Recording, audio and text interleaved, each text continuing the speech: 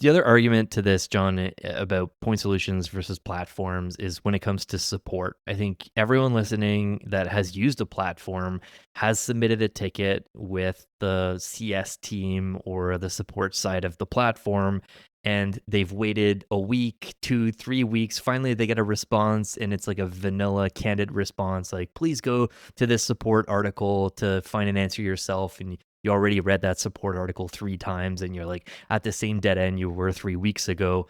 I've used a couple point solutions where the team is a startup. They have Slack Connect. So in my own Slack org, I can reach out to someone on Revenue Hero and I hear within an hour or two, there's like 3 people responding to me. And if it's not something I can do today, like they're adding it to the roadmap and they're actually listening to me and it's going to be part of the product. What are your thoughts on that argument for platforms versus point solutions? I think it's one of the strongest arguments for point solutions.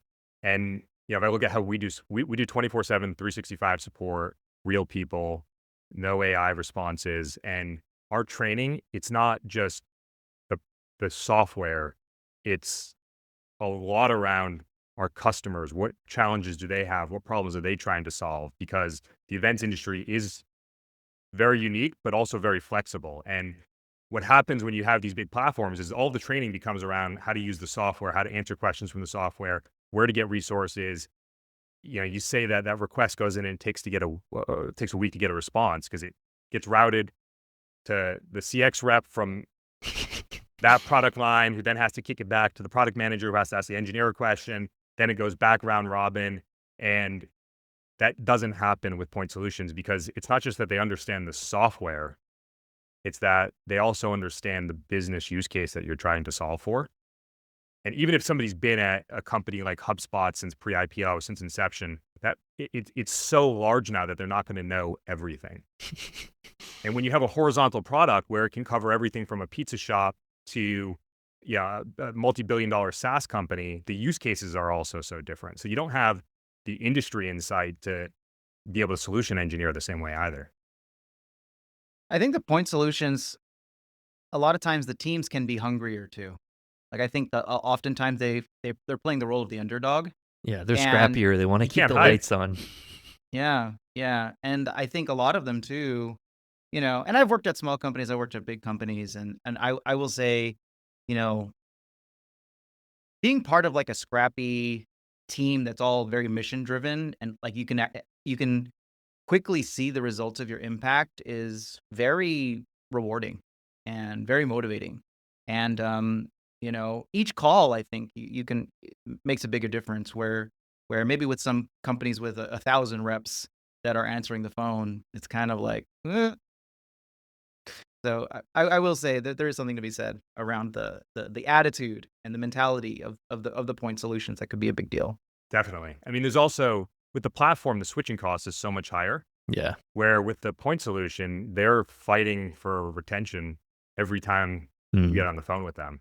The other element of it is that like there's a culture that comes along with whatever it is that you're serving. So in our case with the events industry, I mentioned this a few minutes ago, but because our customers are preparing for this very discrete point in time activity where people are showing up on thousands of people are showing up on site, that sense of urgency that our customer has to be matched by our customer experience team.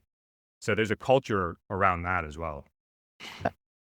Yeah, I think too, you can like oftentimes just naturally, and maybe your team does this, John, but I find that with point solutions and startups, your team almost becomes like this consulting group for the customer. Yeah. And it's like, with a big company, you have to pay for that. Like you have to pay for professional services. It's like 250, $300 an hour, and they'll nickel and dime you.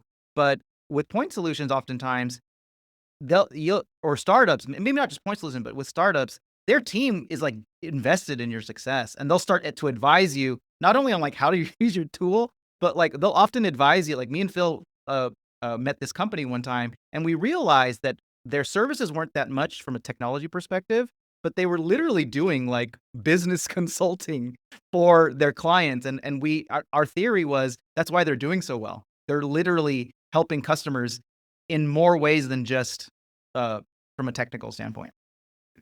And there's a couple of reasons for that. One is because that's every one of those conversations is an opportunity for them to learn, and because they're smaller, they're able to actually translate that into product enhancements. Yeah. The other element is the mission-driven component, right? Like I was telling you guys before, I got on a call 9 a.m. this morning with a prospect. Our team knows that I really, really like marketing ops. And Andrew, one of the people on our sales teams, is like, they want to chat about Salesforce integration because of an issue they're having with the Salesforce integration with one of our competitors. So I get on the call and they're like, so why is the CEO on the call? And Andrew starts giggling, and I'm like, because I just love these conversations. Like, it's fun for me to do that solutions engineering on the fly. And again, it goes back to that mission-driven element. Like, you build a team and a culture around people that want to partner with you and solve that problem.